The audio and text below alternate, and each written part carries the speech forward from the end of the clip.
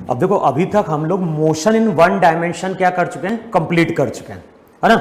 वहां पे हमने डिफाइन किया था कि जब भी हम काइनेमेटिक्स पढ़ते हैं तो वहां मैंने बोला था मोशन इन वन डायमेंशन भी होता है, मोशन इन टू डायमेंशन भी होता है, मोशन इन थ्री डायमेंशन भी होता है। मोशन इन वन डायमेंशन को हमने वहां डिफाइन किया था रेक्टिलिनियर मोशन, और उसकी थ्योरी हम लोग क्या कर चुके हैं, कवर कर चुके हैं। आज जो हम लोग टॉपिक स्टार्ट करने जा रहे हैं वो स्टार्ट करने जा रहे हैं प्रोजेक्टाइल मोशन, और जो भी प्रोजेक्टाइल मोशन है वो एग्जाम्पल है किसका, मोशन इन टू डायमेंशन का।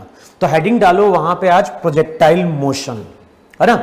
अब सबसे पहले हम ये समझने की कोशिश करते हैं कि प्रोजेक्टाइल होता क्या है, किस मोशन को हम प्रोजेक्टाइल मोशन बोल पाएंगे। तो उसके लिए सबसे पहले एक डायग्राम ड्रॉ कर जरा, और मैं डायग्राम में क्या बोल रहा हूं, यहां पे ग्राउंड है और ग्राउंड से हमने एक बॉल को ऊपर की ओर थ्रो किया है with some initial velocity v naught. तो ग्राउंड है, ग्राउंड से हमने किसी बॉल को v नॉट वेलोसिटी से ऊपर की ओर थ्रो किया है, और जब इस बॉल को हम v नॉट वेलोसिटी से ऊपर की ओर थ्रो करते हैं तो ये बॉल ऊपर की ओर जाती है। अच्छा, जब ये बॉल ऊपर की ओर जा रही है तो बताओ एक्सेलरेशन कहां है, एक्सेलरेशन यहां पे एक्ट कर रहा है ड्यू टू ग्रेविटी, है ना। तो इस केस में जब हम बॉल को ऊपर की ओर थ्रो करते हैं, बॉल पहले ऊपर जाती है, उसके बाद ये बॉल क्या होती है, नीचे आती है। अगर मैं इस केस में बॉल के पाथ की बात करूं तो बॉल का पाथ यहां पे क्या है, स्ट्रेट लाइन है। सेकंड केस में हम क्या बोल रहे हैं, सेकंड केस में हम बोल रहे हैं कि अगेन एक बिल्डिंग है, अगेन यहां पे एक बिल्डिंग है, और बिल्डिंग के टॉप से एक पर्सन बॉल को क्या कर रहा है, थ्रो कर रहा है नीचे की ओर। इससे पहले हमने बॉल को कहां थ्रो किया था, ऊपर की ओर। अब हम क्या कर रहे हैं, बिल्डिंग के टॉप से बॉल को थ्रो कर रहे हैं नीचे की ओर। अच्छा, जिस टाइम पे हम बॉल को थ्रो करेंगे उस टाइम पे acceleration again due to gravity है, इसका डायरेक्शन डाउनवर्ड है। अब इस केस में अगेन तुम स्टडी करोगे तो जो बॉल है, बॉल का पाथ अगेन यहां पे स्ट्रेट लाइन है। तो इन दोनों केस की अगर हम बात करें तो इन दोनों केस में पार्टिकल का पाथ वहां पे क्या है, स्ट्रेट लाइन है। अच्छा, वी नॉट क्या है, वी नॉट है वहां पे इनिशियल वेलोसिटी, वी नॉट जो है, वी नॉट है वहां पे हमारी इनिशियल वेलोसिटी। अच्छा, यहां पे अगर मैं इनिशियल वेलोसिटी, यहां पे अगर मैं इनिशियल वेलोसिटी और एक्सेलरेशन की बात करूं तो इनके बीच में एंगल 180 डिग्री, और यहां पे अगर मैं इनिशियल वेलोसिटी और एक्सेलरेशन की बात करूं तो उनके बीच में एंगल कितना है, 0 डिग्री है। क्लियर। तो इस केस में पाथ स्ट्रेट लाइन है, इस केस में पाथ वहां पे क्या है, स्ट्रेट लाइन है। अब अगले स्टेप में हम क्या कर रहे हैं, यहां पे बिल्डिंग है और बिल्डिंग के टॉप से अब कोई पर्सन बॉल को हॉरिजॉन्टली थ्रो कर रहा है, और बताओ होता क्या है, अगर बिल्डिंग के टॉप से, अगर बिल्डिंग के टॉप से अगर हम किसी पार्टिकल को हॉरिजॉन्टली थ्रो करते हैं तो बताओ ये पार्टिकल स्ट्रेट लाइन के अलोंग जाता है क्या। अब ये जो पार्टिकल रहता है, ये पार्टिकल कुछ कर्व पाथ को क्या करता है, फॉलो करता है, और कुछ टाइम बाद ये पार्टिकल किसको हिट करता है, ग्राउंड को जाके हिट करता है। तो यहां पे अगर बात करें पार्टिकल का पाथ स्ट्रेट लाइन, यहां पे पार्टिकल का पाथ स्ट्रेट लाइन, लेकिन यहां पे पार्टिकल का पाथ क्या है, कर्व है। अच्छा, अब यहां पे ध्यान रखना, यहां पे इनिशियल वेलोसिटी राइट की ओर है, एक्सेलरेशन कहां है, नीचे की ओर। तो इनिशियल वेलोसिटी और एक्सेलरेशन इनके बीच का एंगल वहां पे 90 डिग्री है। फिर नेक्स्ट केस में हम क्या कर रहे हैं, नेक्स्ट केस में हम बोल रहे हैं कि यहां पे हमारे पास एक गन है, और जो भी गन है, गन से हम क्या कर रहे हैं, किसी बुलेट को फायर कर रहे हैं। यहां कहीं एक टारगेट है टी, तो यहां कहीं एक टारगेट है, टारगेट को एम करके हम गन से बुलेट को क्या कर रहे हैं, फायर कर रहे हैं।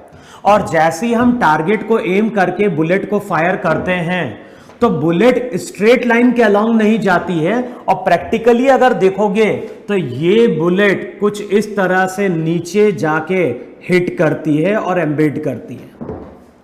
तो यहां पे अगर देखोगे तो बुलेट का पाथ अगेन क्या हो गया, कर्व हो गया। यहां पे अगर अगेन देखोगे, जैसे हमने बुलेट को फायर किया तो इनिशियल वेलोसिटी राइट की ओर, एक्सेलरेशन क्या होगा, जैसे ही बुलेट बाहर निकल के आएगी इसके ऊपर केवल mg फोर्स लग रहा होगा अर्थ के कारण, और mg के कारण एक्सेलरेशन क्या आएगा, g आएगा।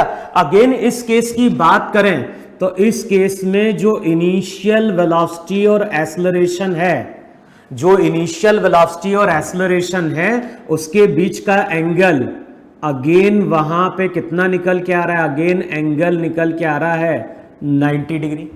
देखो है कि नहीं वहां पे।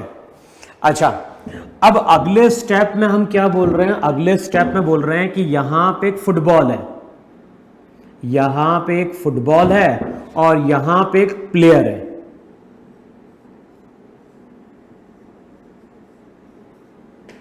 तो अब मैं क्या बोल रहा हूं, यहां पे एक फुटबॉल प्लेयर है और ये फुटबॉल प्लेयर बॉल को क्या करता है, किक करता है।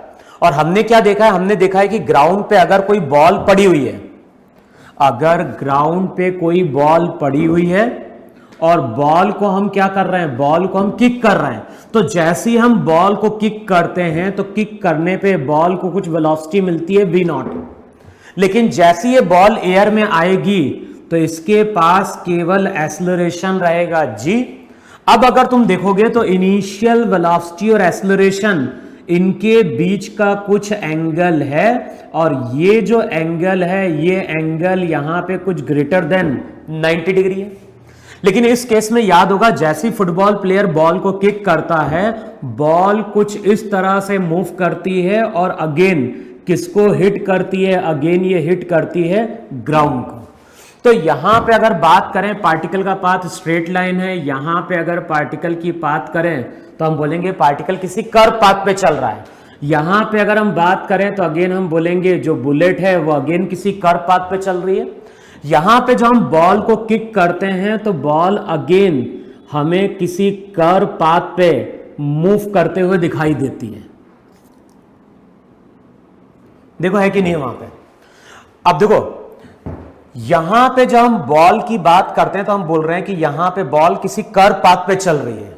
अब ये कर्व पाथ कैसा है, तो ये कर्व पाथ एक पैराबोला है। अब कैसे हमने इसको पैराबोला बोला है तो वो आगे हम डिस्कस करेंगे। तो यहां पे जब बॉल जिस कर्व पाथ पे चलती है तो उस कर्व पाथ का नाम होता है पैराबोलिक, यानी कर्व का नेचर पैराबोलिक है। यहां पे भी कर्व तुम्हारा कैसा है, पैराबोला है। यहां पे भी अगर हम इस कर्व की बात करें तो कर्व मेरा वहां पे क्या है, पैराबोला है। तो यहां पे भी यहां पे पार्टिकल पैराबोलिक पाथ पे मूव कर रहा है, यहां पे पैराबोलिक पाथ पे मूव कर रहा है, और यहां पे पैराबोलिक पाथ पे मूव कर रहा है। अब ये जो मोशन होता है, यहां पे ये जो बॉल का मोशन है, यहां पे जो बुलेट का मोशन है, यहां पे जो बॉल का मोशन है, इस मोशन को हम लोग नाम देते हैं प्रोजेक्टाइल मोशन। ये जो मोशन है, इस मोशन को हम नाम देते हैं प्रोजेक्टाइल मोशन। अब सबसे पहला पॉइंट क्या ध्यान रखना है, सबसे पहला पॉइंट ध्यान रखना है कि अगर इनिशियल वेलोसिटी और एक्सेलरेशन के बीच का एंगल, अगर इनिशियल वेलोसिटी और एक्सेलरेशन इनके बीच का एंगल अगर 0 और 180 डिग्री है, या तो 0 या फिर 180 डिग्री है, तो उस केस में पार्टिकल का पाथ स्ट्रेट लाइन होता है। लेकिन अगर हम किसी पार्टिकल को इस तरह से प्रोजेक्ट करें, किसी पार्टिकल को अगर हम इस तरह से प्रोजेक्ट करें कि इनिशियल वेलोसिटी और एक्सेलरेशन इनके बीच का एंगल ना तो 0 डिग्री हो, ना ही 90 हो, ना ही क्या हो 180 हो। अगर इनिशियल वेलोसिटी और एक्सेलरेशन के बीच का एंगल इन एंगल्स को छोड़ के है, और जिस एक्सेलरेशन की हम बात कर रहे हैं वो एक्सेलरेशन कैसा होना चाहिए, कांस्टेंट होना चाहिए। तो हम लोग क्या डिफाइन कर रहे हैं, अगर हमने किसी पार्टिकल को इस तरह से प्रोजेक्ट किया है कि इनिशियल वेलोसिटी और एक्सेलरेशन उनके बीच का एंगल ना तो 0 डिग्री है, ना ही 90, ना ही क्या है 180 है, और पार्टिकल का एक्सेलरेशन अगर कांस्टेंट है तो उस केस में जो पार्टिकल रहता है वो पैराबोलिक पाथ क्या करता है, फॉलो करता है। और जब ये पार्टिकल पैराबोलिक पाथ फॉलो करता है तो उस मोशन को हम लोग नाम देते हैं projectile motion. Clear?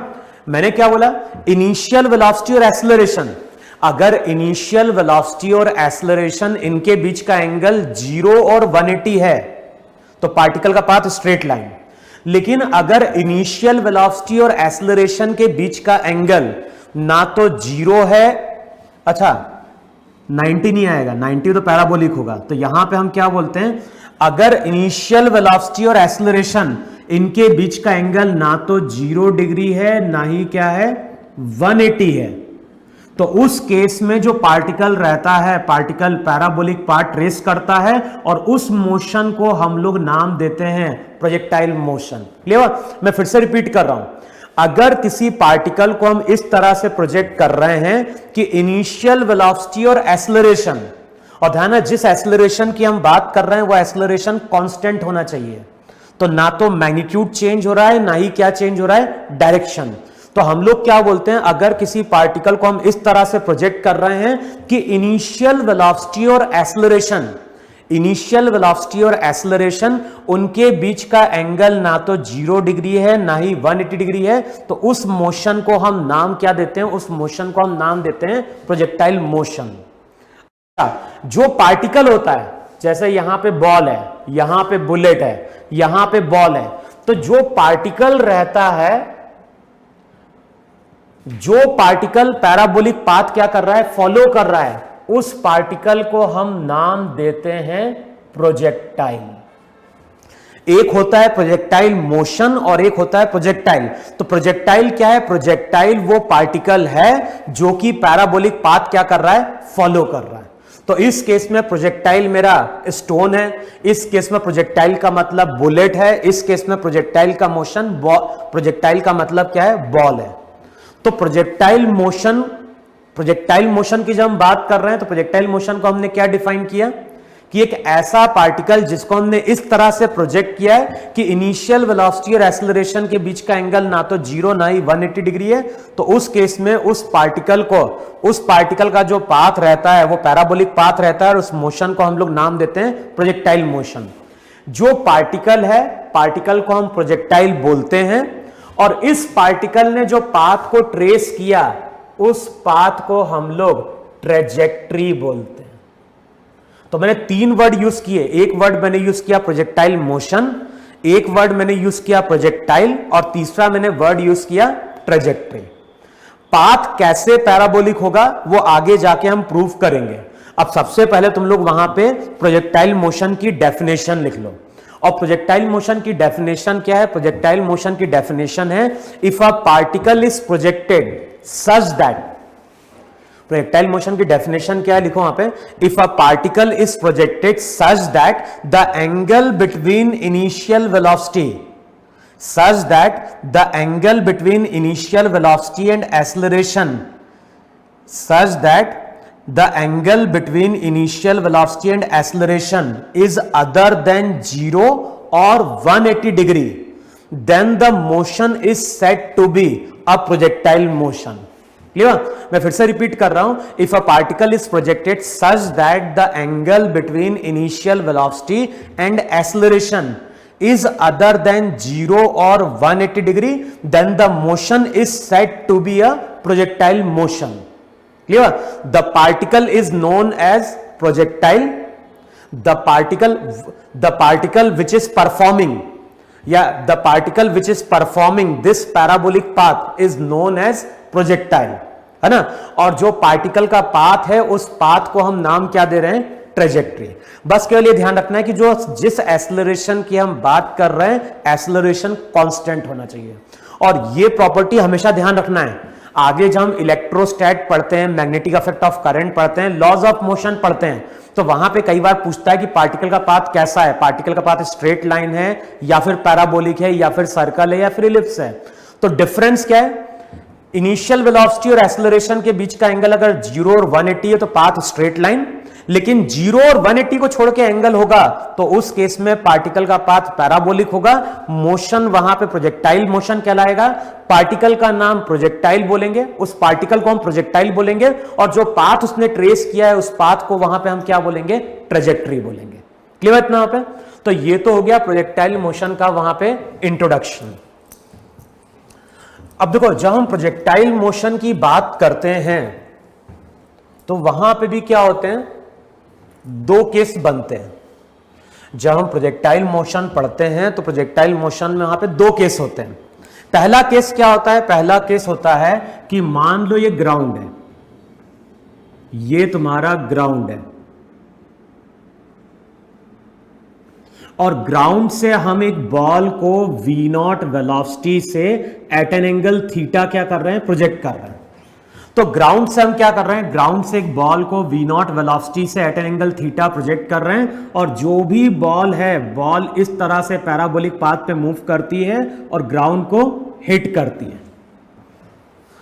Path parabolic क्यों होगा, क्योंकि इनिशियल वेलोसिटी और एक्सेलरेशन कब देखना है, प्रोजेक्ट करने के बाद। तो प्रोजेक्ट करने के बाद अगर देखोगे तो एक्सेलरेशन केवल g है इसके पास। तो इनिशियल वेलोसिटी और एक्सेलरेशन के बीच का एंगल ना तो 0 है ना ही 180 है, तो इस केस में पार्टिकल का पाथ क्या है, पैराबोलिक है। तो ये मोशन प्रोजेक्टाइल मोशन हो गया। लेकिन इस प्रोजेक्टाइल मोशन की प्रॉपर्टी क्या है, इस प्रोजेक्टाइल मोशन की प्रॉपर्टी है कि पार्टिकल जिस प्लेन से चला, पार्टिकल उसी प्लेन पे आके गिरा। मान लो मैंने किसी पार्टिकल को डस्टर से थ्रो किया और वो पार्टिकल अगेन डस्टर पे आके गिर गया, तो ये क्या है, ये प्रोजेक्टाइल मोशन है प्लेन टू प्लेन। पार्टिकल को हमने जिस प्लेन से प्रोजेक्ट किया, पार्टिकल अगेन उसी प्लेन को क्या कर रहा है, हिट कर रहा है। और सेकंड केस क्या होता है, सेकंड केस होता है कि यहां पे बिल्डिंग है, ये हो गया ग्राउंड, और अब यहां पे हम पार्टिकल को v0 वेलोसिटी से at an angle theta project कर रहे हैं। अब ध्यान है, ये एक हॉरिजॉन्टल प्लेन है और ये हॉरिजॉन्टल प्लेन अलग है, ये हॉरिजॉन्टल प्लेन अलग है। तो यहां पे क्या हो रहा है, पार्टिकल को हमने जिस हॉरिजॉन्टल प्लेन से प्रोजेक्ट किया है और पार्टिकल जिस हॉरिजॉन्टल प्लेन को हिट कर रहा है, वो दोनों प्लेन वहां पे हमारे क्या है, डिफरेंट है। तो जो भी प्रोजेक्टाइल मोशन रहेगा उसको हम दो पार्ट में डिवाइड कर रहे हैं। एक तो वो केस है जहां पे पार्टिकल जिस प्लेन से चल रहा है, पार्टिकल अगेन उसी प्लेन को हिट कर रहा है। और सेकंड केस में क्या हो रहा है, प्लेन ऑफ प्रोजेक्शन, जिस प्लेन से हम पार्टिकल को प्रोजेक्ट कर रहे हैं और जिस प्लेन पे आके पार्टिकल लैंड कर रहा है, वो दोनों ही प्लेन वहां पे क्या है, डिफरेंट है। तो सबसे पहले हेडिंग डालो वहां पे, प्लेन टू प्लेन। जिस प्लेन से हमने पार्टिकल को प्रोजेक्ट किया है, जिस प्लेन से हमने पार्टिकल को प्रोजेक्ट किया है, पार्टिकल उसी प्लेन को जाके क्या कर रहा है, हिट कर रहा है। अब सबसे पहले लिखो यहां पे एजम्पशंस, सबसे पहला लिखो वहां पे एजम्पशन। पहला एजम्पशन क्या है, पहला एजम्पशन है नेग्लेक्ट एयर रेजिस्टेंस।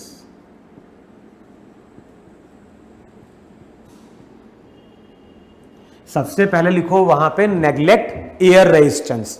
तो जब भी हम क्वेश्चन सॉल्व करेंगे प्रोजेक्टाइल मोशन के, जो भी हम रिलेशन डिराइव करने जा रहे हैं, तो वहां पे हमने एयर रेजिस्टेंस को क्या किया है, नेग्लेक्ट किया है। फिर नेक्स्ट वहां पे हम क्या डिफाइन कर रहे हैं, जिस वेलोसिटी की हम बात कर रहे हैं, पार्टिकल को हम जिस वेलोसिटी से थ्रो करते हैं, वो वेलोसिटी बहुत स्मॉल होती है as compare to escape velocity. Particle को हम जिस वेलोसिटी से थ्रो करते हैं, वो वेलोसिटी बहुत स्मॉल होती है as compare to escape velocity. Earth के लिए एस्केप वेलोसिटी होती है 11.2 किलोमीटर पर सेकेंड। तुम लोगों ने 10th में पढ़ा भी होगा ये चीज। तो हम लोग जो वेलोसिटी कंसीडर करेंगे वो वेलोसिटी इतनी हाई नहीं होगी। हमारी वेलोसिटी कैसी होगी, 50 metre per second, 100 metre per second, 200 metre per second. अब होता क्या है, वेलोसिटी अगर स्मॉल होगी, अगर वेलोसिटी स्मॉल होगी तो ये जो पार्टिकल हाइट गेन करेगा, बताओ ये हाइट भी कैसी होगी, ये हाइट भी स्मॉल होगी। अगर वेलोसिटी स्मॉल है, अगर वेलोसिटी स्मॉल है तो पार्टिकल जो हाइट गेन करेगा वो हाइट भी कैसी होगी, स्मॉल होगी। और हाइट अगर स्मॉल है तो इसका मतलब है g के वेरिएशन को हम नेग्लेक्ट कर सकते हैं और g को हम क्या मानेंगे, g को हम मानेंगे कांस्टेंट। समझ में? वेलोसिटी मेरी स्मॉल है, वेलोसिटी स्मॉल है तो हाइट जो पार्टिकल गेन करेगा वो ज्यादा नहीं होगा, और हाइट अगर ज्यादा नहीं है तो उस केस में एक्सेलरेशन को हमें कांस्टेंट क्या करना है, ट्रीट करना है, तो जी हमारा कांस्टेंट रहेगा। तीसरा, अब देखो वेलोसिटी अगर स्मॉल है तो होता क्या है, मान लो ये तुम्हारा ग्राउंड है, अर्थ है। जब हम अर्थ की बात करते हैं तो अर्थ का सरफेस वहां पे स्फेरिकल है। अगर हम अर्थ की बात कर रहे हैं तो अर्थ का सरफेस वहां पे स्फेरिकल है। अब मान लो किसी पार्टिकल को हमने बहुत ज्यादा वेलोसिटी से प्रोजेक्ट किया। अब बहुत ज्यादा वेलोसिटी होगी तो पार्टिकल इस तरह से मूव करेगा, कुछ टाइम बाद अर्थ को हिट करेगा। अब बताओ पार्टिकल यहां से चला यहां पे गया तो ये जो अर्थ का सरफेस रहेगा वो तो वहां पे कर्व बन जाएगा। अगर हम अर्थ सरफेस की बात करेंगे तो अर्थ का सरफेस तो वहां पे क्या हो गया, एक कर्व बन गया। लेकिन अगर वेलोसिटी बहुत स्मॉल हुई, अगर वेलोसिटी बहुत स्मॉल हुई तो पार्टिकल यहां से चला यहां पे जाके हिट कर गया। पार्टिकल यहां से चला, कुछ टाइम बाद पार्टिकल यहां पे हिट कर गया।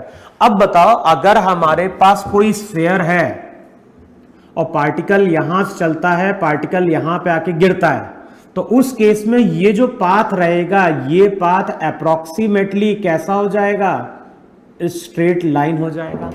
तो हमने बोला है वेलोसिटी स्मॉल है, वेलोसिटी स्मॉल है, इसका मतलब है consider earth surface to be flat. तो नेक्स्ट हम क्या डिफाइन कर रहे हैं, consider earth surface to be flat. तो जो भी अर्थ का सरफेस है, अर्थ के सरफेस को यहां पे हमें क्या करना है, फ्लैट कंसीडर करना है। क्लियर? तो जब भी हम प्रोजेक्टाइल मोशन का कोई फॉर्मूला या रिलेशन डिराइव कर रहे होंगे तो वहां पे तीनों एजम्पशन एप्लीकेबल है।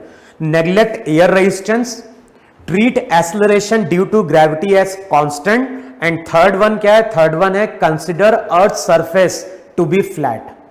क्लियर? अब सबसे पहले हम फर्स्ट केस की बात कर रहे हैं जहां पे हम पार्टिकल को ग्राउंड से प्रोजेक्ट कर रहे हैं और पार्टिकल अगेन ग्राउंड पे ही क्या कर रहा है, लैंड कर रहा है। अब होता क्या है, जब पार्टिकल को हम ग्राउंड से प्रोजेक्ट करते हैं और पार्टिकल अगेन ग्राउंड पे लैंड करता है तो उस केस में हम ग्राउंड को एक्स एक्सिस मानते हैं, और ध्यान है ग्राउंड तो हॉरिजॉन्टल रहेगा। अब ग्राउंड को हमने एक्स एक्सिस मान लिया और जो पॉइंट ऑफ प्रोजेक्शन है उसको हमने मान लिया यहां पे वाई एक्सिस।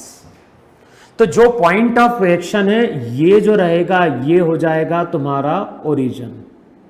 क्लियर? ग्राउंड को हमने मान लिया एक्स एक्सिस, उसके परपेंडिकुलर वाई एक्सिस, और जो पॉइंट ऑफ प्रोजेक्शन है उसको यहां पे हमने ट्रीट कर लिया एज अ ओरिजिन। अच्छा, इस कोऑर्डिनेट सिस्टम के अकॉर्डिंग अगर देखोगे t इक्वल्स टू 0 पे हमने पार्टिकल को क्या किया है, फायर किया या प्रोजेक्ट किया है। अब इस कोऑर्डिनेट सिस्टम के अकॉर्डिंग अगर देखोगे तो t इक्वल्स टू 0 पे हमने पार्टिकल को फायर किया है, किसी t टाइम पे पार्टिकल यहां कहीं पहुंच गया होगा और उस टाइम पे पार्टिकल का x कोऑर्डिनेट भी होगा और साथ में पार्टिकल का वहां पे क्या होगा, y कोऑर्डिनेट भी होगा। देखो है कि नहीं वहां पे? तो अगर इस डायग्राम की बात करें तो यहां पे पार्टिकल का x कोऑर्डिनेट भी चेंज हो रहा है, पार्टिकल का y कोऑर्डिनेट भी चेंज हो रहा है, तो हम लोग बोलते हैं कि ये मोशन मेरा कैसा है, टू डायमेंशनल मोशन है। क्लियर? अच्छा, अब जब मोशन टू डायमेंशनल होता है तो ध्यान रखना है, अगर मोशन टू डायमेंशनल है तो मोशन को हम दो पार्ट में क्या करेंगे, ब्रेक करेंगे। अगर मोशन टू डायमेंशनल है तो मैंने क्या बोला, मैंने बोला जो भी मोशन है मोशन को दो पार्ट में ब्रेक कर दो। यहां पे हम मोशन की स्टडी करेंगे x के अलोंग भी और साथ में मोशन की स्टडी करेंगे y के अलोंग भी। तो जब टू डायमेंशनल मोशन होता है तो मोशन को हम दो पार्ट में ब्रेक करते हैं, मोशन की स्टडी हम x के अलोंग भी करते हैं, मोशन की स्टडी हम y के अलोंग भी करते हैं। अच्छा, अब x के अलोंग स्टडी करोगे तो अब चेक करो, प्रॉपर्टी क्या लिखवाई थी वेक्टर की, जिसके साथ थीटा एंगल होगा, बताओ उसके साथ कौन सा कंपोनेंट चलता है, तो जिसके साथ थीटा एंगल होता है उसके साथ हमेशा कॉस कंपोनेंट चलता है। फिर यह भी हमने पढ़ा है कि कोई वेक्टर अगर फर्स्ट क्वाड्रेंट में है तो उसके वहां पे दो कंपोनेंट होंगे, एक तो होगा एक्स कंपोनेंट और दूसरा वहां पे होगा वाई कंपोनेंट। तो वी नॉट एक्स और वी नॉट वाई क्या है, वी नॉट एक्स और वी नॉट वाई इस वेलोसिटी वी नॉट के दो कंपोनेंट हैं, एक्स के अलोंग और वाई के अलोंग। तो एक्स एक्सिस के अलोंग, ध्यान रखना मैं पूछ रहा हूं एक्स एक्सिस के अलोंग इनिशियल वेलोसिटी कितनी है, तो तुम बोलोगे एक्स एक्सिस के along initial velocity V naught cos theta है। Similarly velocity along Y axis क्या है, तो तुम बोलोगे velocity along Y axis V naught sine theta है।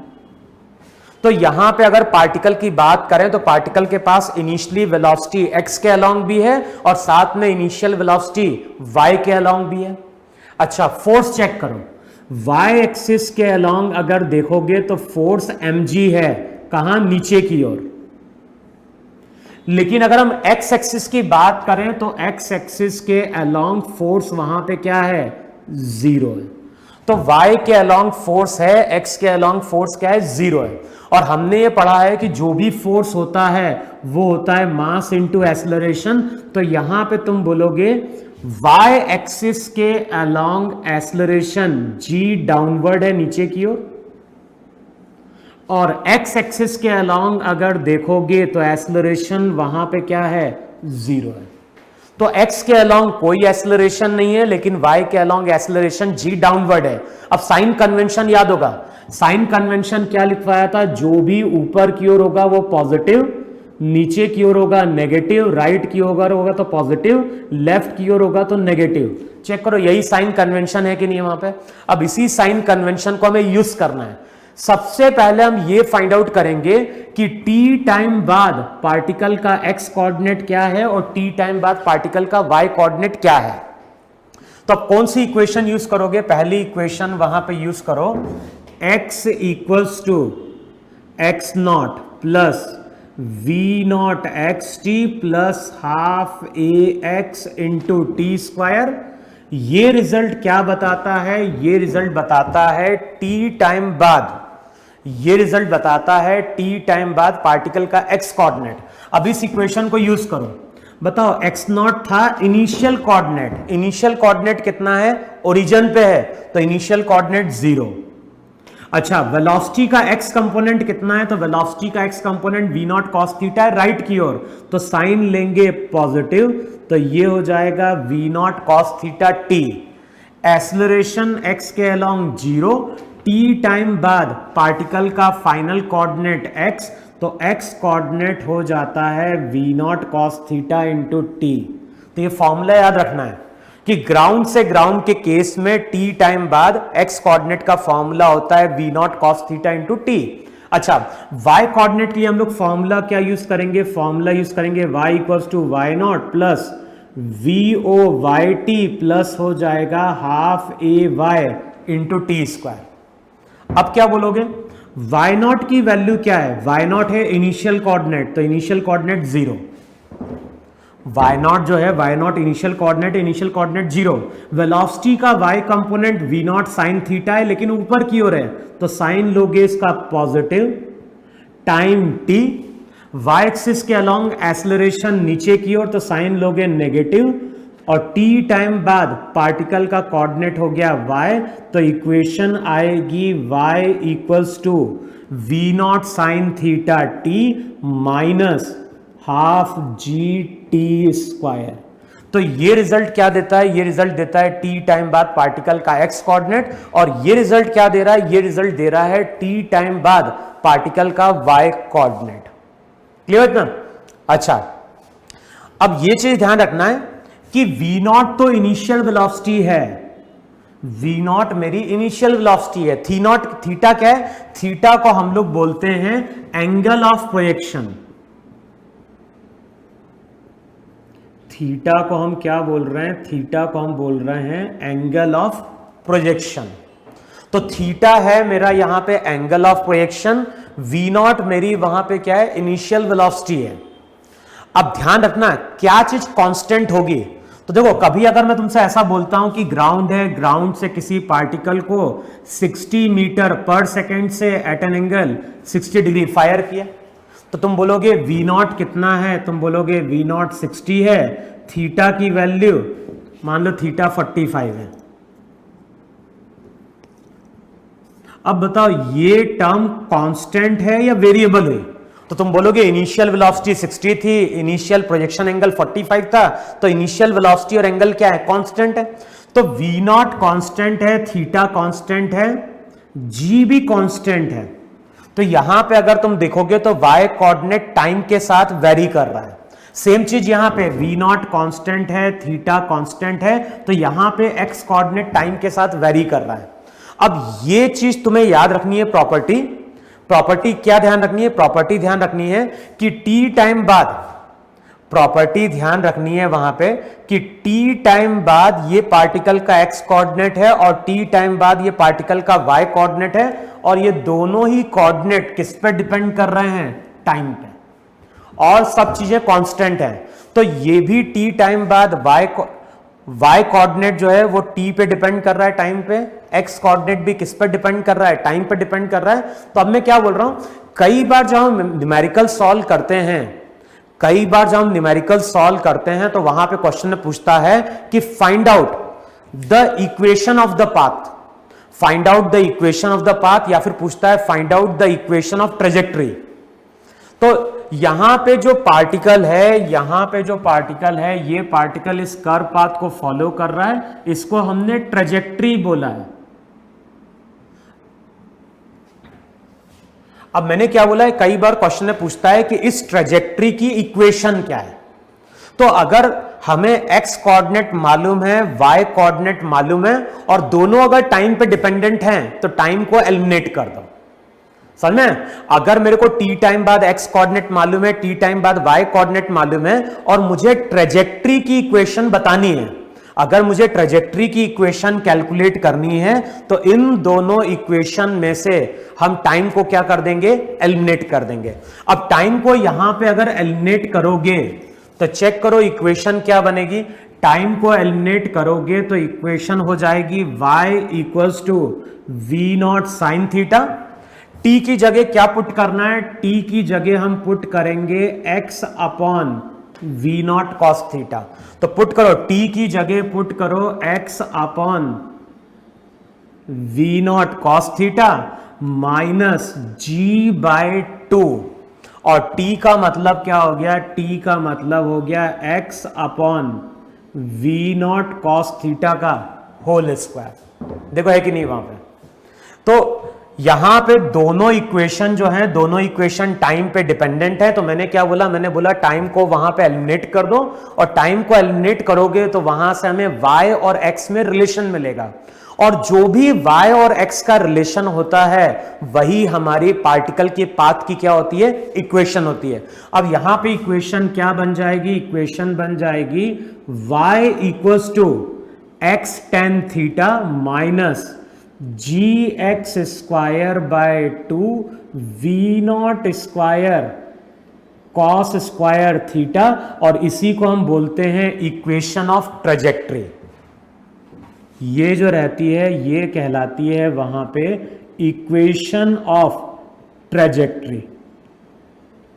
तो पार्टिकल ने जो पाथ ट्रेस किया है, ये उस पाथ की वहां पे क्या है, इक्वेशन है। बाकी सब टर्म कांस्टेंट हैं, हमें y और x में रिलेशन मिल गया। अच्छा बताओ यहां पे कितने वेरिएबल हैं, तो यहां पे एक वेरिएबल y है, दूसरा वेरिएबल x है, बाकी सब टर्म कांस्टेंट है, थीटा वी नॉट 2 सब कांस्टेंट है।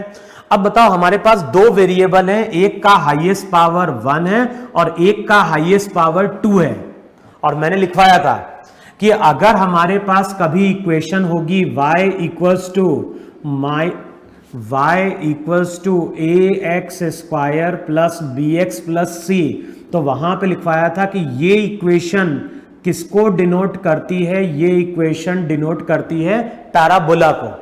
तो इसका मतलब है कि ये जो ट्रेजेक्ट्री निकल के आई, ये जो ट्रेजेक्ट्री निकल के आई, इस ट्रेजेक्ट्री की इक्वेशन ये, और ये इक्वेशन किससे सिमिलर है? पैराबोला सिमिलर है।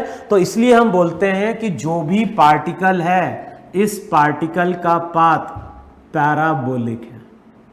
तो कई बार देखोगे ये इक्वेशन एग्जाम में प्रूव करने के लिए आती है। कई बार न्यूमेरिकल में बोलता है कि prove that the motion of a particle during a projectile motion is a parabolic path. तो अगर अब कभी हमें प्रूव करना है कि पार्टिकल का पाथ पैराबोलिक है, तो हम कैसे प्रूव करेंगे? टी टाइम बाद एक्स कोऑर्डिनेट निकालो, टी टाइम बाद वाई कोऑर्डिनेट निकालो, टाइम को एलिमिनेट कर दो, y और x के बीच का जो रिलेशन होता है वही तुम्हारी वहां पे क्या होती है? पाथ की इक्वेशन दे देता है। अच्छा, ये जो रिलेशन है, ये रिलेशन किससे सिमिलर है? तो ये रिलेशन सिमिलर है y equals to minus ax square plus bx है। और वहां पे याद होगा एक्स स्क्वायर का कोफिशिएंट अगर नेगेटिव होता है तो मैंने बोला था पैराबोलिक कर्व ओपनिंग डाउनवर्ड होता है। ओपनिंग अपवर्ड कब होता है? ओपनिंग अपवर्ड होता है जब एक्स स्क्वायर का कोफिशिएंट पॉजिटिव होता है। यहां पे एक्स स्क्वायर का कोफिशिएंट नेगेटिव है, इसलिए ये पैराबोलिक पाथ ओपनिंग क्या है? डाउनवर्ड है। और कोई भी चीज अगर ओपनिंग डाउनवर्ड होगी तो वहां पे हम मैक्सिमा की बात करते थे, और ओपनिंग अपवर्ड होगी तो मिनिमा की बात करते हैं, ओपनिंग डाउनवर्ड होगी तो वहां पे हम किसकी बात करते हैं? मैक्सिमा की बात करते हैं। तो ये जो ट्रेजेक्ट्री की इक्वेशन है, अब ये तुम्हें याद रखनी है। ट्रेजेक्ट्री की इक्वेशन क्या निकल के आ गई? yx tan theta minus g x square by 2v0 square cos square theta. अगर मैं पूछता हूं किसकी इक्वेशन है, तो ये इस डॉटेड पाथ की वहां पे क्या है? इक्वेशन है। क्लियर इतना हो गया? अब नेक्स्ट जो टर्म हम लोग डिफाइन करने जा रहे हैं यहां पे, वो क्या डिफाइन करने जा रहे हैं? तो पहली जो टर्म डिफाइन करने जा रहे हैं, t इक्वल्स 0 पे पार्टिकल को हमने प्रोजेक्ट किया ग्राउंड से। पार्टिकल एयर में रहा, कुछ टाइम बाद पार्टिकल अगेन ग्राउंड को हिट कर गया। तो यहां से लेके यहां तक आने का जो टाइम रहता है उसको हम टाइम ऑफ फ्लाइट बोलते हैं। क्लियर? पार्टिकल ग्राउंड से चला, फिर पार्टिकल अगेन ग्राउंड को हिट करता है, तो ग्राउंड से लेके ग्राउंड तक वापस आने में जो टाइम लगता है वही हमारी टाइम ऑफ फ्लाइट होती है। फिर जब ये पार्टिकल को थ्रो करते हैं तो पार्टिकल पहले अपनी हाइट गेन करता है, फिर उसके बाद ये हाइट लूज करता है। तो ये जो हाइट रहती है इसको हम मैक्सिमम हाइट बोलते हैं। तो एक तो हम बात करेंगे वहां पे टाइम ऑफ फ्लाइट की। टाइम ऑफ फ्लाइट का मतलब है यहां से लेके यहां तक आने का टाइम। ये जो हाइट है, ग्राउंड से पार्टिकल मैक्सिमम कितना ऊपर गया, वही हमारी मैक्सिमम हाइट होती है। और तीसरी जो टर्म यूज करते हैं वो हम यूज करते हैं कि पार्टिकल यहां से चला, कुछ टाइम बाद पार्टिकल यहां हिट कर गया, तो इतने टाइम में पार्टिकल ने ग्राउंड के अलोंग जो डिस्टेंस ट्रेवल किया उसको हम बोलते हैं हॉरिजॉन्टल रेंज आर।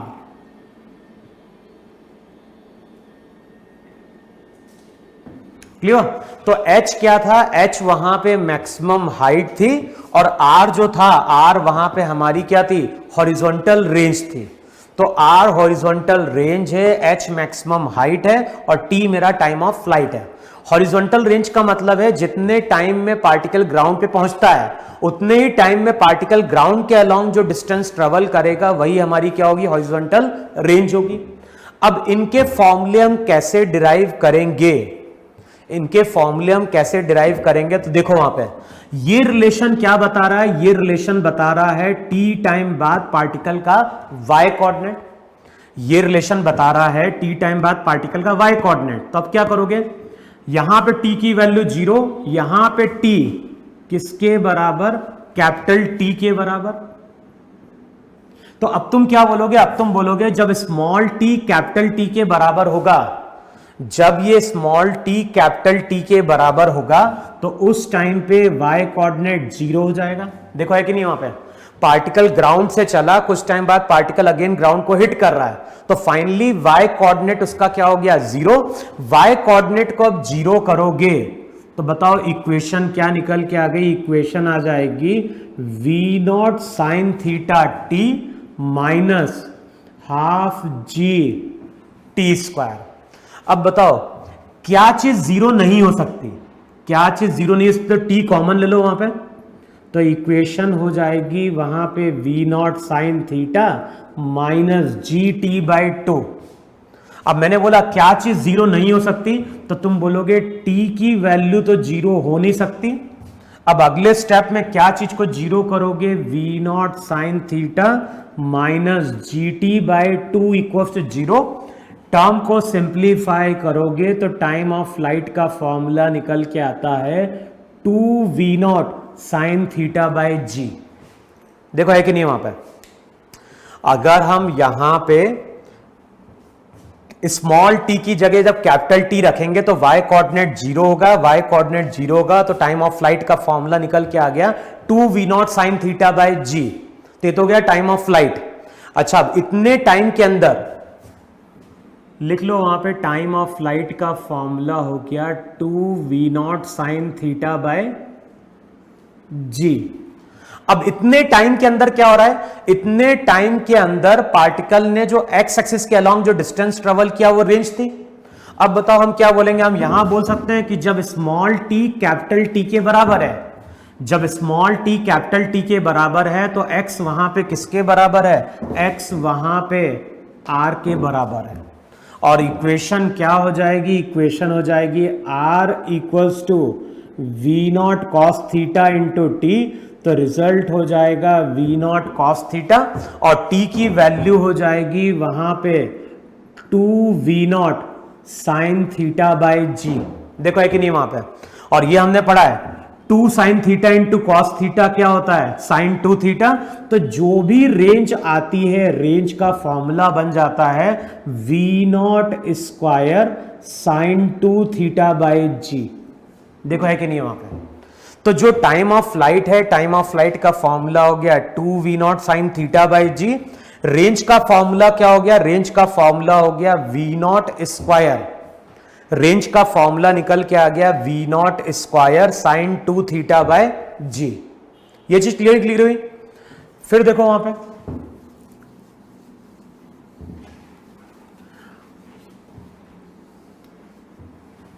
अब देखो ये चीज हमने पढ़ी थी वहां पे काइनेमेटिक्स में कि अगर कोई पार्टिकल मूव कर रहा है कर्व पाथ पे, अगर कोई पार्टिकल कर्व पाथ पे मूव कर रहा है तो जो भी इंस्टेंटेनियस वेलोसिटी होती है, जो भी इंस्टेंटेनियस वेलोसिटी होती है वो हमेशा अलोंग द टेंजेंट होती है।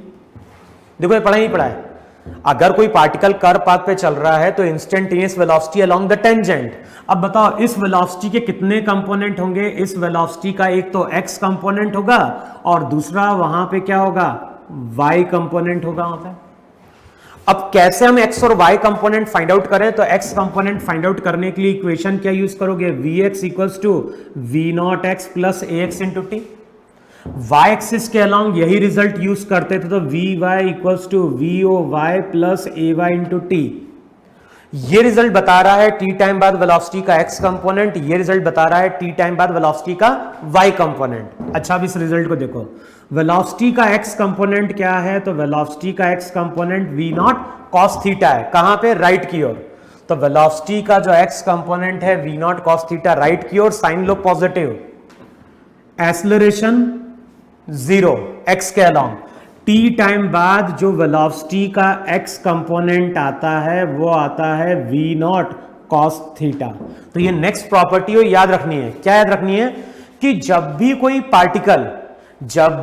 पार्टिकल पैराबोलिक पाथ या जब भी कोई पार्टिकल प्रोजेक्टाइल मोशन परफॉर्म करेगा तो वेलोसिटी का x कंपोनेंट जो रहेगा वो हमेशा कांस्टेंट रहेगा।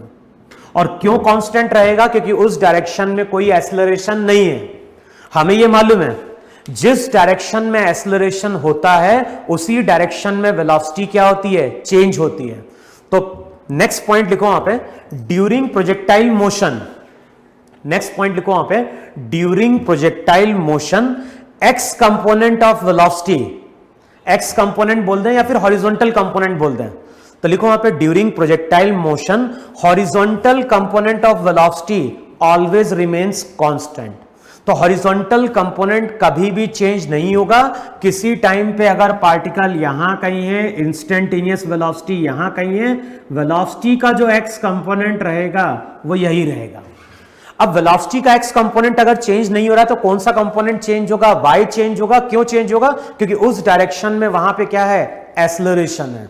अब इक्वेशन क्या लिखोगे? इनिशियली वेलोसिटी का Y component V naught sine theta, G नीचे की ओर, टाइम टी, तो ये रिजल्ट देगा टी टाइम बाद वेलोसिटी का एक्स कंपोनेंट, ये रिजल्ट देगा टी टाइम बाद वेलोसिटी का वाई कंपोनेंट। अच्छा, टी टाइम बाद मुझे वेलोसिटी का एक्स कंपोनेंट मालूम है, वाई कंपोनेंट मालूम है, तो जो टोटल वेलोसिटी होगी वो हो जाएगी under root v x square plus v y square. इनकी वैल्यू को पुट कर दो तो ये देगा उस इंस्टेंट पे वेलोसिटी v हो जाएगा under root v naught square cos square theta plus हो जाएगा v naught sine theta minus g t का होल स्क्वायर।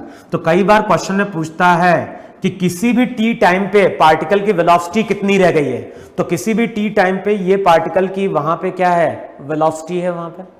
क्लियर ना? अच्छा, टी टाइम बाद वेलोसिटी मिल गई। अब ये जो वेलोसिटी है इसके दो कंपोनेंट थे, एक कंपोनेंट था x, दूसरा था y। इन दोनों को ऐड किया, बताओ रिजल्टेंट वेलोसिटी v निकल के आई कि नहीं निकल के आई? भाई ये जो vx और vy है ये इसी के कंपोनेंट है कि नहीं है?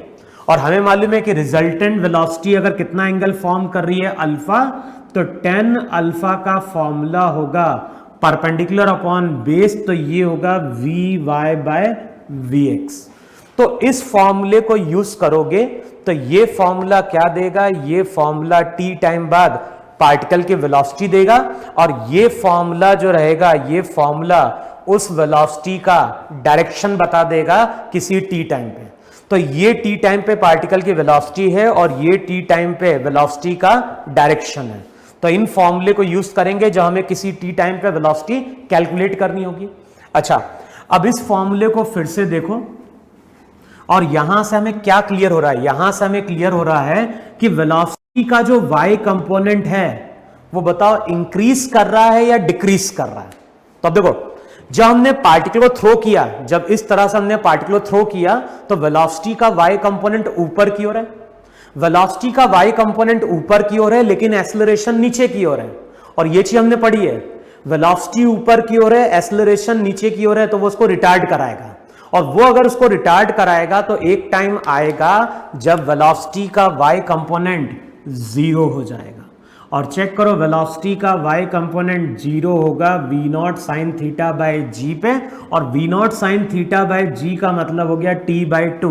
देखो चेक करो है कि नहीं है? टाइम ऑफ फ्लाइट का फॉर्मूला था 2v naught sine theta by G, v naught sine theta by G. इसका मतलब है कि टोटल टाइम अगर t लग रहा है, अगर टोटल टाइम वहां पे t लगता है तो ये ध्यान रखना है, पार्टिकल को ऊपर तक जाने में, यानी यहां से लेके यहां तक जाने में टाइम लगता है t बाय टू, और नीचे आने में भी टाइम कितना लगता है? t by to. क्लियर? तो half of time of flight, अगर टोटल टाइम t है उसका अगर हाफ कर दोगे तो उस टाइम पे पार्टिकल कहां पहुंचेगा? पार्टिकल पहुंचेगा मैक्सिमम हाइट पे। अच्छा, नेक्स्ट पॉइंट क्या ध्यान रखना है?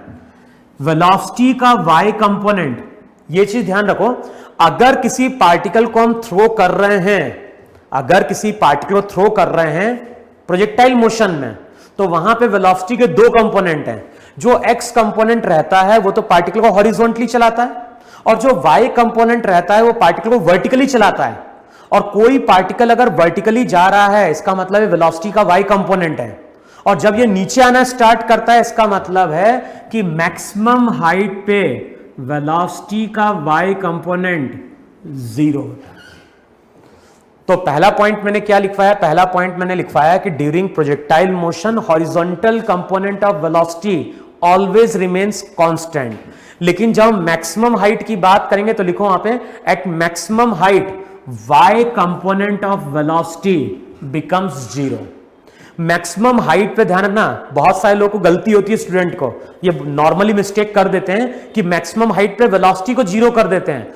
मैक्सिमम हाइट पे वेलोसिटी का y कंपोनेंट जीरो होता है, x कंपोनेंट जीरो नहीं होता है, क्योंकि अगर इस पॉइंट पे हम टेंजेंट ड्रॉप करेंगे, ध्यान ना, टेंजेंट क्या देता है, टेंजेंट देता है इंस्टेंटेनियस वेलोसिटी का डायरेक्शन।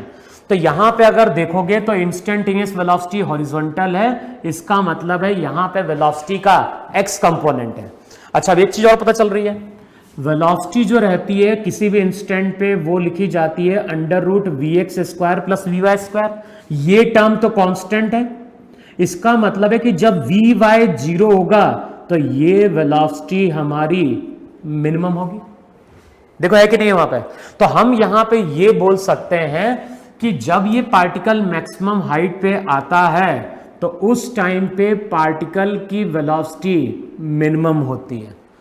तो जो मिनिमम वेलोसिटी आ सकती है पार्टिकल के पास वो कितनी आ सकती है, वो आ सकती है v0 cos theta.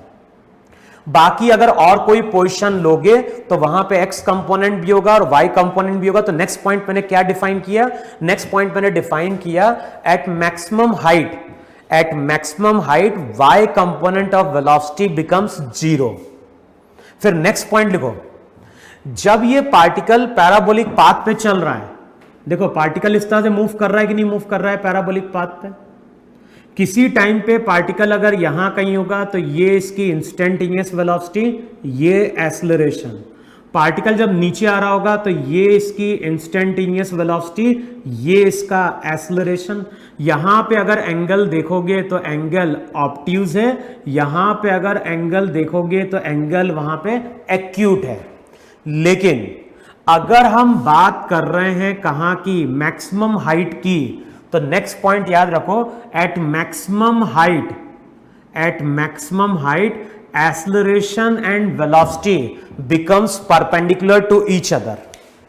Eight maximum height velocity and acceleration becomes perpendicular to each other. लेकिन उससे पहले अगर देखोगे तो एंगल ग्रेटर देन 90 होगा। उसके बाद अगर देखोगे तो एंगल तुम्हारा, उसके बाद अगर देखोगे तो एंगल एक्यूट हो जाएगा, उससे पहले एंगल ऑब्ट्यूज है। लेकिन एट मैक्सिमम हाइट वेलोसिटी और एक्सेलरेशन जो रहते हैं वो हमारे कैसे बन जाते हैं, परपेंडिकुलर बन जाते हैं। तो ये चीज हमें क्लियर हो गई। जब ये पार्टिकल हाइट गेन करेगा तो कब तक ये हाइट गेन करेगा, जब तक कि वेलोसिटी का y कंपोनेंट इसका जीरो नहीं होता। अब नेक्स्ट रिलेशन हमें कैलकुलेट करना है मैक्सिमम हाइट का, और मैक्सिमम हाइट का फॉर्मूला हम कैसे डिराइव कर सकते हैं, फॉर्मूला यूज करो vy² इक्वल्स टू voy का square plus 2ay into y minus y0। ये फॉर्मूला क्या दे रहा है, ये फॉर्मूला दे रहा है वेलोसिटी का y कंपोनेंट। कब, जब पार्टिकल का फाइनली कोऑर्डिनेट y है। अब इस फॉर्मूले को यहां से यहां यूज कर रहे हैं। बताओ यहां पे वेलोसिटी का y component v0 sine theta का whole square, g negative, y final coordinate, तो यहां पे हम देख रहे हैं h, यहां पे 0। लेकिन जब y कोऑर्डिनेट h होगा तो वेलोसिटी का y कंपोनेंट 0 हो जाएगा। और यहां से ध्यान रखना है मैक्सिमम हाइट का फॉर्मूला, और मैक्सिमम हाइट का फॉर्मूला होता है v0 square sine square theta by 2g। Clear. Time of flight का फॉर्मूला था 2v0 sine theta by g. Range का फॉर्मूला निकल के आया v0 square sine 2 theta by g. Maximum height का फॉर्मूला निकल के आता है v0 square sine square theta by 2g। लेकिन ध्यान है ये फॉर्मूले कब एप्लीकेबल हैं, हर जगह ये फॉर्मूला अप्लाई नहीं करना है। ये फॉर्मूला हमें अप्लाई करना है जब हम प्रोजेक्टाइल मोशन की बात कर रहे होंगे, और उस प्रोजेक्टाइल मोशन की बात कर रहे होंगे जो ग्राउंड से चल रहा है और ग्राउंड पे ही अगेन वहां पे क्या कर रहा है, हिट कर रहा है। क्लियर है, क्लियर है इतना वहां पे। फिर देखो नेक्स्ट वहां पे रिजल्ट,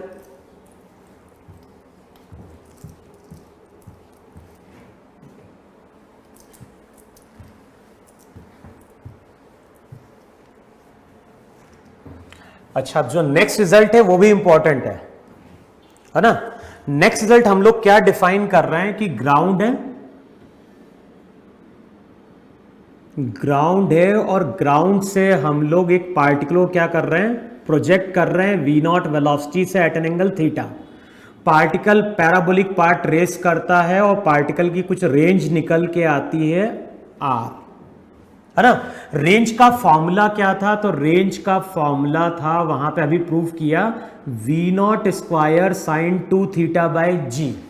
अब ये फॉर्मूला क्या बता रहा है, ये फॉर्मूला बता रहा है जी तो कांस्टेंट है, किस चीज को हम चेंज कर सकते हैं, तो स्पीड को हम चेंज कर सकते हैं, एंगल ऑफ प्रोजेक्शन को भी हम चेंज कर सकते हैं। हमारे ऊपर डिपेंड कर रहा है कि हम पार्टिकल को 30 डिग्री पे थ्रो करना चाहते हैं, 40 डिग्री पे थ्रो करना चाहते हैं, 60 डिग्री पे थ्रो करना चाहते हैं।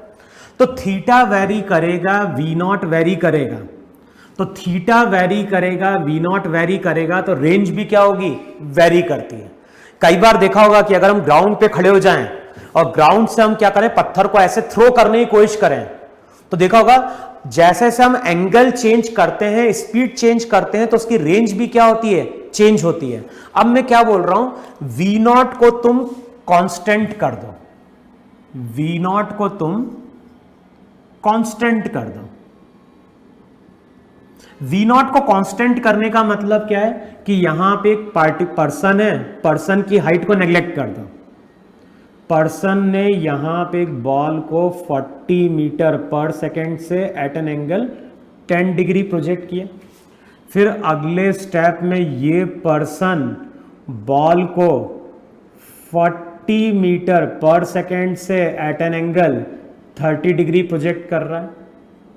फिर अगले स्टेप में यही पर्सन बॉल को 40 मीटर पर सेकेंड से at an angle 60 degree project कर रहा है। तो इन सभी केस में हमने स्पीड को कांस्टेंट रख दिया है, लेकिन एंगल को वेरी करा रहा है। अब बताओ इन तीनों केस में रेंज सेम मिलेगी क्या, यहां पे रेंज अलग मिलेगी, यहां पे रेंज अलग मिलेगी, यहां पे रेंज अलग मिलेगी। तो अब तुम क्या बोलोगे, जो भी रेंज है वो यहां पे फंक्शन ऑफ थीटा हो गया, जो भी रेंज है, रेंज यहां पे फंक्शन ऑफ थीटा हो गई। अब मैंने क्या किया, फिर से पार्टिकल को प्रोजेक्ट किया, लेकिन अगली बार जब मैं पार्टिकल को प्रोजेक्ट कर रहा हूं तो इसको मैं प्रोजेक्ट कर रहा हूं at an angle 90 minus theta से। तो एक बार पार्टिकल को हमने प्रोजेक्ट किया थीटा एंगल पे, दूसरी बार हमने पार्टिकल को प्रोजेक्ट किया 90 माइनस थीटा एंगल पे, स्पीड सेम रखी है। अब ये पार्टिकल फिर से पैराबोलिक पार्ट रेस करेगा। अब इस पार्टिकल की जो रेंज आएगी आर डैश, तो उसको लिखोगे वी नॉट स्क्वायर साइन 2। अब ध्यान ना, थीटा वहां पे एंगल ऑफ प्रोजेक्शन था। अब बताओ यहां पे एंगल ऑफ प्रोजेक्शन कितना है, 90 माइनस थीटा बाय जी। अगले स्टेप में आ जाएगा R dash V naught square sine 2 into 90, 180 minus 2 theta by G. और हमने ये पढ़ा है ट्रिग्नोमेट्री में भी कि sine 180 minus theta sine theta होता है। तो इसका मतलब है we naught square by G, sine 180 minus 2 theta क्या दे देगा, साइन 2 थीटा दे देगा। और बताओ ये रेंज और ये रेंज अब तुम्हारी क्या निकल के आ गई, सेम निकल के आ गई। तो यहां से नेक्स्ट रिजल्ट क्या मिल रहा है, नेक्स्ट रिजल्ट मिल रहा है कि किसी पार्टिकल को थीटा एंगल में प्रोजेक्ट करो या फिर उसी पार्टिकल को 90 माइनस थीटा में प्रोजेक्ट करो, दोनों केस में रेंज हमारी क्या होगी, सेम होगी। इसका मतलब यह हुआ कि फॉर अ पर्टिकुलर रेंज, इसको हम ऐसा ही बोल सकते हैं, for a particular range, for a particular horizontal range there are two angles of projection. एक होता है थीटा और दूसरा होता है 90 माइनस थीटा। समझ में? किसी पर्टिकुलर हॉरिजॉन्टल रेंज के लिए, किसी पर्टिकुलर हॉरिजॉन्टल रेंज के लिए एंगल ऑफ प्रोजेक्शन की दो वैल्यूज होती हैं। जो रेंज हमें थीटा एंगल पे मिलती है वही रेंज हमें 90 माइनस थीटा पे भी मिलेगी। इसका मतलब है किसी पार्टिकल को अगर मैंने 15 डिग्री पे थ्रो किया और उसी पार्टिकल को अगेन में 75 डिग्री पे थ्रो करूंगा तो रेंज मेरी सेम होगी। अगर किसी पार्टिकल को मैं 30 डिग्री पे थ्रो कर रहा हूं, फिर पार्टिकल को थ्रो कर रहा हूं 60 पे, मान लो एक बार मैंने थ्रो किया 30 पे विथ स्पीड, तो इसकी रेंज आई। एक बार मैंने इसको थ्रो किया 60 पे सेम स्पीड से, तो फिर से इसकी रेंज क्या होगी, सेम आएगी। तो ध्यान रखना, for a particular range there are two angles of projection. लेकिन जैसे जैसे हम थीटा को वेरी कराते हैं तो रेंज भी क्या होती है, वेरी करती है। अभी तो हमें रेंज इक्वल मिल रही है, लेकिन एक टाइम ऐसा भी आता है जब किसी पर्टिकुलर एंगल के लिए पार्टिकल सबसे दूर जाके गिरता है। जैसे मैं बोल रहा हूं कि ये डस्टर है, डस्टर को हमें बहुत दूर तक थ्रो करना है, तो डस्टर को अगर मुझे बहुत दूर तक थ्रो करना है, इसका मतलब मुझे रेंज मैक्सिमम चाहिए। अब रेंज किस पर डिपेंड कर रही है, रेंज डिपेंड कर रही है थीटा पे, और हमें रेंज कैसी चाहिए, हमें रेंज मैक्सिमम चाहिए। तो हम क्या करेंगे, d r by d theta 0 कर देंगे। अब डिफरेंशिएट करो, v naught square by g तो कांस्टेंट है। अब याद करो साइन 2 थीटा क्या होता था, चेन रूल लगाते थे, साइन का कॉस 2 थीटा और 2 थीटा का 2, थीटा का 1, 2 तो कांस्टेंट, थीटा का 1, तो अगले स्टेप में आ जाएगा 2 v naught square by g cos 2 theta. अब बताओ क्या चीज जीरो हो नहीं सकती, वी नॉट जीरो होगा नहीं, जी जीरो होगा नहीं, तो क्या चीज जीरो होगी, कॉस 2 थीटा 0, कॉस 2 थीटा 0, तो 2 थीटा 90, थीटा की वैल्यू 45 डिग्री। तो ये रिजल्ट याद रखना है, अगर किसी पार्टिकल को हमें ग्राउंड से मैक्सिमम डिस्टेंस पे थ्रो करना है तो उस पार्टिकल को हम प्रोजेक्ट करेंगे एट एन एंगल 45 डिग्री। तो हम क्या बोल रहे हैं, for a particular range there are two angles of projection, but for maximum range there is only one value of theta and that is 45 degree. किसी पर्टिकुलर रेंज के लिए theta की 2 वैल्यू है, लेकिन जब हम मैक्सिमम रेंज की बात करेंगे तो मैक्सिमम रेंज के लिए एंगल ऑफ प्रोजेक्शन हमें कितना चाहिए, एंगल ऑफ प्रोजेक्शन चाहिए वहां पे 45 डिग्री। 45 डिग्री की वैल्यू पुट कर दोगे तो यहां से हमें मैक्सिमम रेंज मिल जाएगी, और मैक्सिमम रेंज कितनी होगी, मैक्सिमम रेंज हो जाएगी वी नॉट स्क्वायर बाय जी, क्योंकि साइन 90 हो जाता है 1। तो कोई भी पार्टिकल मैक्सिमम रेंज अचीव करेगा जब पार्टिकल को हम थ्रो करेंगे एट एन एंगल 45 डिग्री। और मैक्सिमम रेंज कितनी अचीव कर सकता है, वो मैक्सिमम रेंज अचीव कर सकता है we naught square by g. Clear है इतना? तो आज जो हमने थ्योरी ली है, प्रोजेक्टाइल मोशन की, और उस प्रोजेक्टाइल मोशन की बात कर रहे हैं जो ग्राउंड से चल रहा है और ग्राउंड पे ही हिट कर रहा है। प्रॉपर्टी मैंने क्या क्या डिस्कस करी, मैंने प्रॉपर्टी डिस्कस करी, जब भी प्रोजेक्टाइल मोशन की बात करेंगे वेलोसिटी का एक्स कंपोनेंट कांस्टेंट रहेगा, मैक्सिमम हाइट पे वेलोसिटी का वाई कंपोनेंट क्या होगा, 0 होगा। टोटल वेलोसिटी 0 नहीं होगी, केवल वाई कंपोनेंट 0 रहेगा। उस पॉइंट पे वेलोसिटी केवल कैसी रहेगी, हॉरिजॉन्टल रहेगी। फिर नेक्स्ट पॉइंट डिस्कस किया, at maximum height velocity and acceleration will becomes perpendicular to each other. फिर time of flight, range, maximum height का फॉर्मूला डिराइव किया। फिर नेक्स्ट मैंने क्या बोला, किसी पर्टिकुलर रेंज के लिए हमेशा 2 एंगल अवेलेबल है, लेकिन मैक्सिमम रेंज के लिए केवल एक एंगल अवेलेबल है, और वो एंगल मेरा वहां पे क्या है, 45 डिग्री है। बताओ अब थ्योरी तुम लोगों को क्लियर हुई कि नहीं क्लियर हुई, है ना? तो अब करना क्या है तुम लोगों को, जो प्रोजेक्टाइल मोशन मैंने आज स्टार्ट किया है उसकी एक तो थ्योरी पढ़नी है घर पे। फिर ये जो तीनों फॉर्मूले थे, time of flight, range, maximum height, इनका डेरिवेशन तुम्हें करके देखना है ना? और जितनी भी प्रॉपर्टी मैंने बताई है उस प्रॉपर्टी को एक बार रिवाइज कर लो। अगला जो लेक्चर होगा उसमें हम इसी से रिलेटेड न्यूमेरिकल क्या करेंगे, सॉल्व करेंगे। क्लियर? तो ग्राउंड टू ग्राउंड की थ्योरी हमारी कंप्लीट हुई है। अगला जो लेक्चर आएगा उसमें हम ग्राउंड टू ग्राउंड के केवल न्यूमेरिकल सॉल्व करेंगे। फिर उसके बाद फिर हम बात करेंगे पार्टिकल को बिल्डिंग से प्रोजेक्ट करेंगे तो क्या होगा। क्लियर ना? तो इतनी थ्योरी तुम लोग नोट डाउन कर लो, और इसको अब तुम्हें क्या करना है, अगली क्लास के पहले इसको पूरा रिवाइज करके रख लेना है। ठीक है इतना? तो इसको नोट डाउन कर लो तुम लोग।